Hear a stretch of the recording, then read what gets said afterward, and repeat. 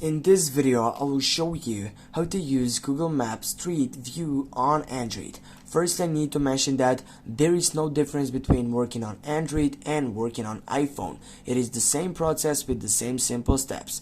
But firstly, as you get right here, and for example, you're gonna type, I don't know, we're gonna type this type of selection. And as you get with all that stuff, the main point right here, it is going on directions, or you can take it right from there and you can just go for a view section which will take you to the main point, or as you can, for example, get right here, you're gonna go and type Skopje.